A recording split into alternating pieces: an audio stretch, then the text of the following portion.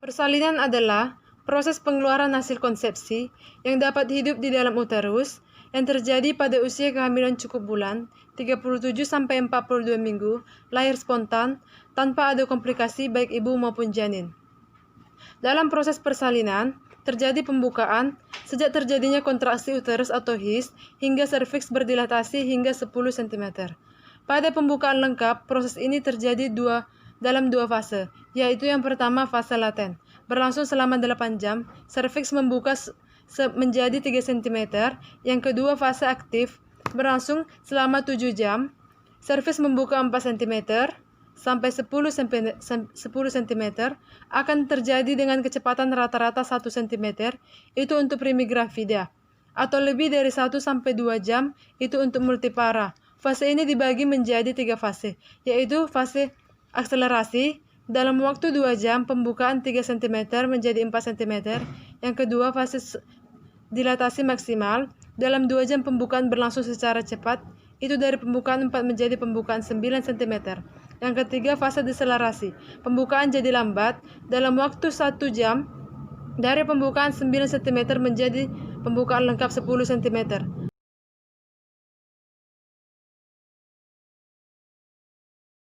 Kita pegang tangan ibu. Lalu, kita cari arteri radialis. Kita melihat klarifikasi denyut mana yang paling cepat. Kalau sama berarti puka. Lalu, kita melihat di layar berapa nilainya. Selanjutnya, kita nilai kontraksinya. Kita raba perut ibu, HIS-nya dalam 10 menit 1-2 kali itu frekuensinya. Durasinya kurang dari 20 detik.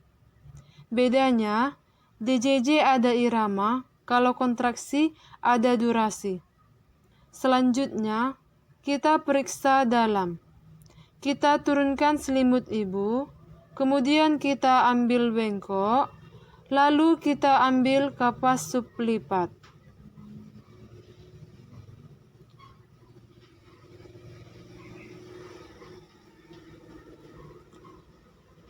Tangan kanan memegang korentang. Setelah itu tangan kiri membuka.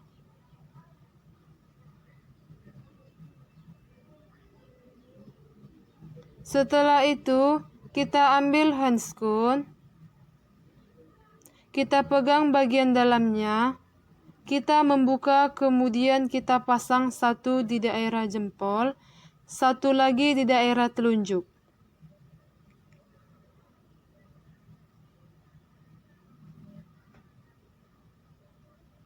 Kita ambil satu kapas suplipat. Bersihkan labia mayora kiri.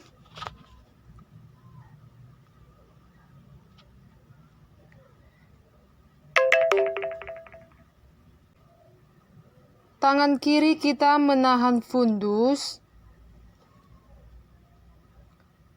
Setelah itu, kita masukkan jari tengah. Suruh ibu menarik nafasnya. Tarik nafasnya ya, Bu. Kita raba porsio tipis lunak, pembukaan 5, ketuban positif, kepala ada di hok 2 sejajar dengan hok 1, pinggir bawah simpisis, presentasi kepala, ubun-ubun kecil kanan, dan jalan lahir tidak ada hambatan. Kita keluarkan tangan kita, dan kita lihat darah ada dan lendir tidak ada mekonium. Kemudian kita letakkan semua alat-alat di ember klorin.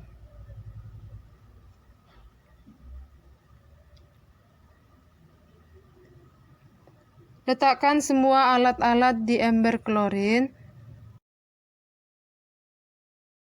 Dua pengeluaran. Kala kedua persalinan ketika dimulai dengan ketika pembukaan serviks sudah lengkap 10 cm, dimulainya proses berlangsungnya selama 2 jam pada primigravida dan 1 jam pada multigravida. Pada kala kedua ini, penurunan bagian terendah janin hingga masuk ke ruang panggul, sehingga menekan otot dasar panggul ibu secara reflektoris. menimbulkan rasa ingin meneran, rasa ada karena ada penekanan pada rektum, sehingga ibu rasanya ingin buang air besar, ditandai dengan anus yang membuka. Saat adanya his, di bagian terendah janin akan mendorong keluar sehingga kepala mulai terlihat di vulva. Membuka dan perineum menonjol. Pada keadaan ini, ketika ada his, kuat pimpin ibu untuk meneran hingga lahir seluruh bagian badan janin.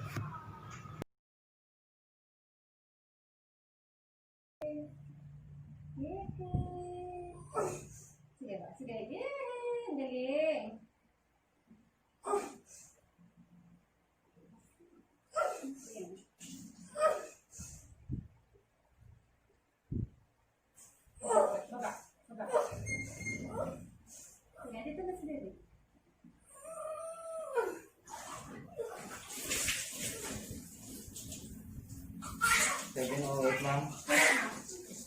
Galing ma. Galing mo tayo sa...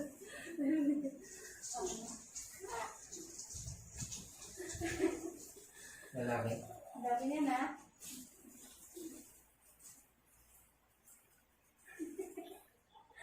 May sulat mo na?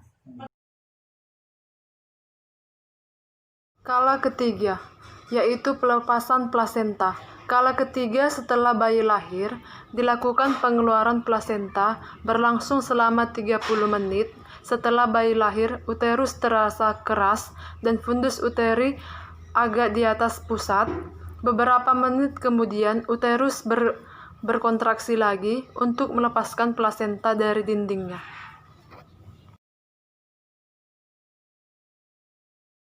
Kala 4. Kala 4 yaitu observasi atau pengawasan. Pengawasan dari 1-2 jam setelah bayi lahir dan plasenta lahir.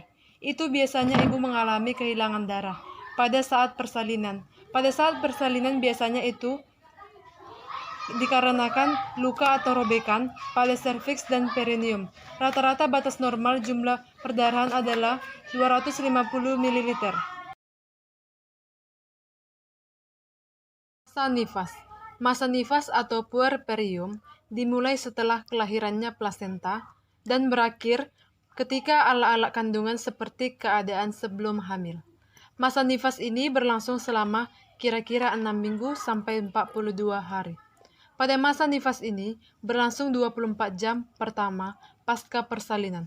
Baiklah, di video ini saya akan memberikan beberapa asuhan pada ibu nifas. Yang pertama, ibu duduk dengan santai dan nyaman. Kedua, membuka baju ibu bagian atas. Ketiga, mengoleskan ASI sedikit di sekitar puting susu dan areola mamai. Bayi diletakkan menghadap payudara ibu. Bayi dipegang dengan satu lengan, kepala bayi diletak di siku ibu, dan bokong bayi terletak pada lengan. Tangan bayi satu diletakkan di belakang bagian ibu, satu lagi di depan. Ibu menatap bayi dengan kasih sayang. Payudara dipegang dengan ibu jari di atas dan jari yang lain menopang di bawah. Pastikan puting susu masuk ke dalam mulut bayi. Setelah mulai mengisap, payudara tidak perlu dipegang atau disangga lagi. Setelah menyusui, lepaskan isapan bayi. Jari kelingking dimasukkan ke dalam mulut bayi melalui sudut mulut atau dagu. Bayi diletakkan ke bawah. Setelah menyusui, ASI dikeluarkan sedikit, kemudian dioleskan pada puting susu dan areola mamai sekitarnya. Selanjutnya, biarkan kering dengan sendirinya. Lalu menutup bagian atas baju ibu. Lalu kita menyendawakan bayi. Bayi digendong tegak dan bersandar di bahu ibu. Kemudian punggung ditekuk perlahan-lahan, atau bayi tidur tengkurap di pangkuan ibu, kemudian punggungnya ditekuk perlahan-lahan.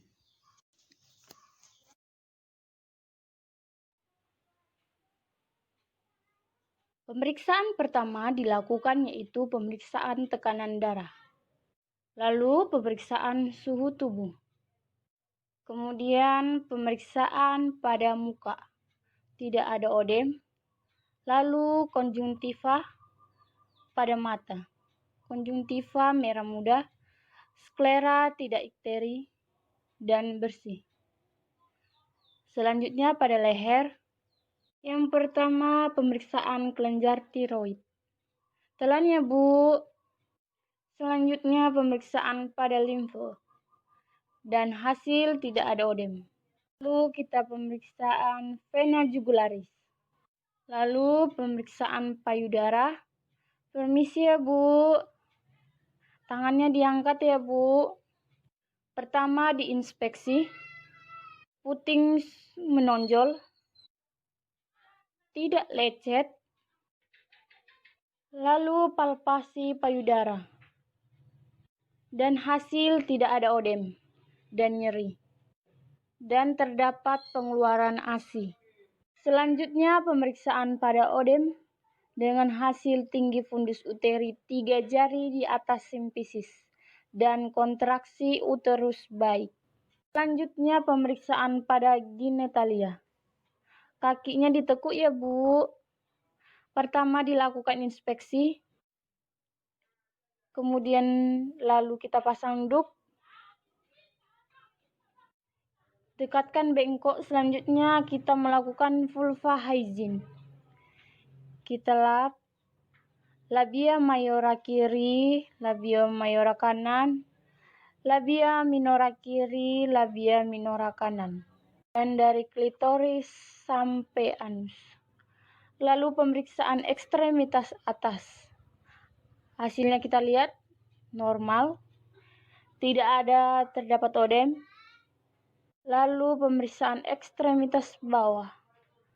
Hasilnya normal, tidak ada odem.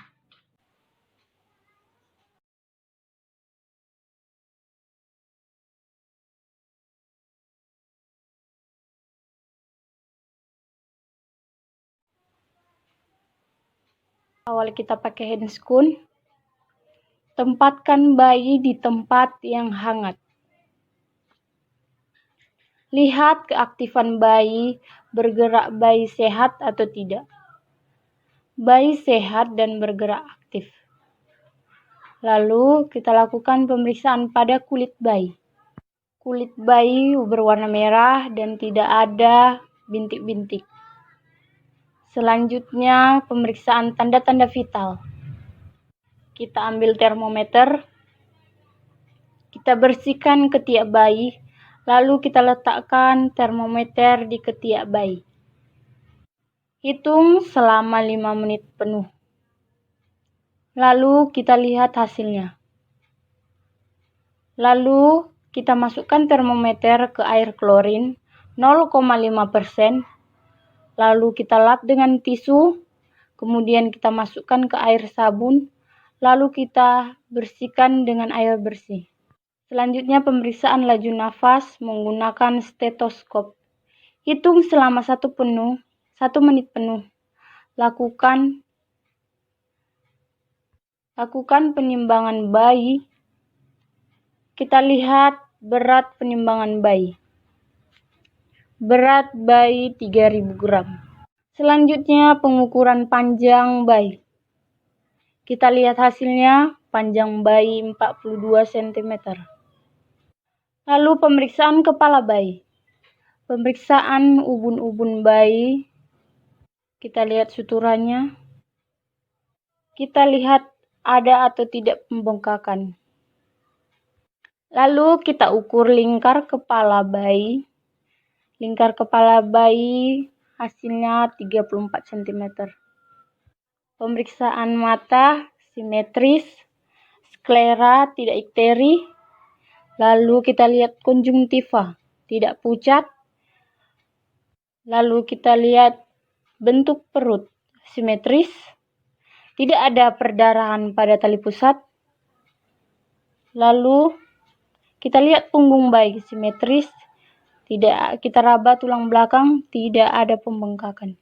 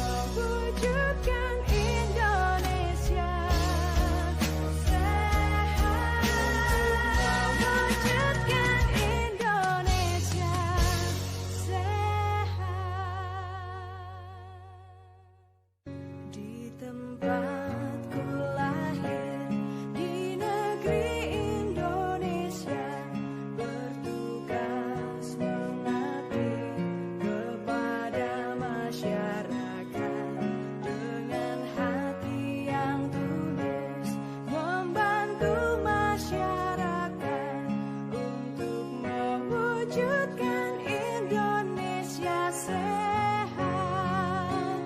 Bangkitkan semangatmu, bulatkanlah tekadmu, berikan pelayanan yang berkualitas sehat. Jadi bidan siaga, siap antar dan jaga untuk mewujudkan Indonesia sehat.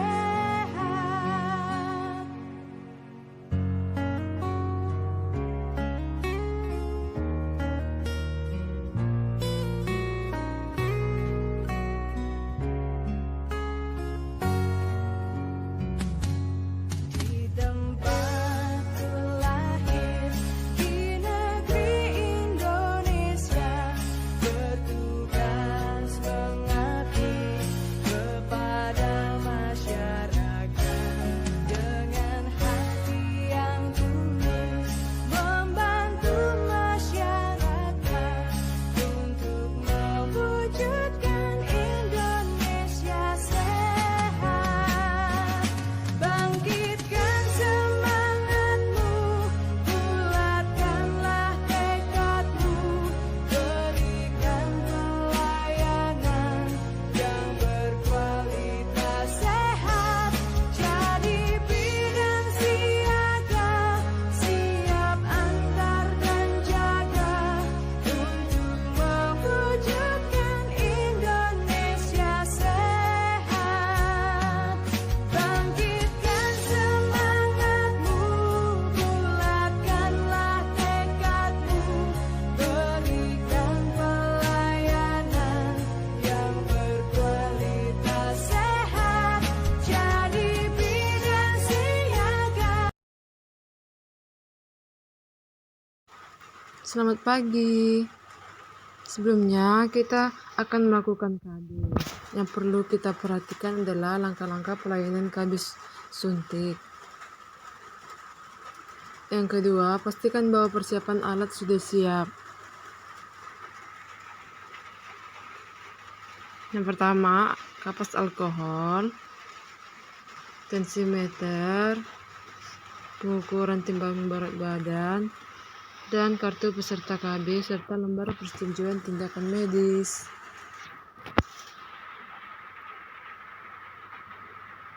Jangan lupa squid, safety box, dan tidak lupa mencuci tangan 7 langkah terlebih dahulu. Setelah kita mencuci tangan, kita mengisi data-data pasien seperti nama, alamat, umur, dan pekerjaan pasien. Kita mengisi kartu status peserta KB. Di sini ada tentang penapisan screening untuk menentukan alat kontrasepsi apa yang dapat digunakan calon peserta KB.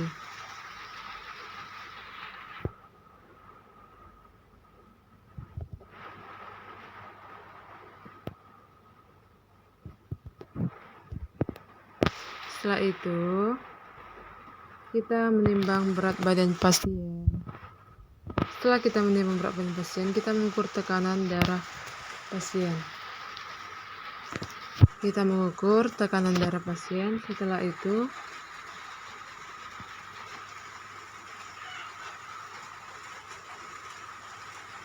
kita mengisi lembar persetujuan apakah pasien setuju untuk dilakukan KB atau tidak.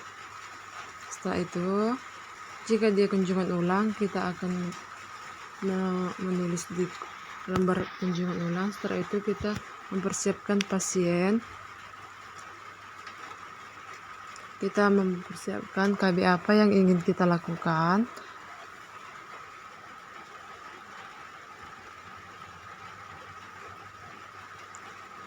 Kita menyuntikkan KB suntik. Setelah itu, kita membereskan alat dan mengisi register kode KB. Setelah itu, kita memberikan kartu peserta KB kepada ibu.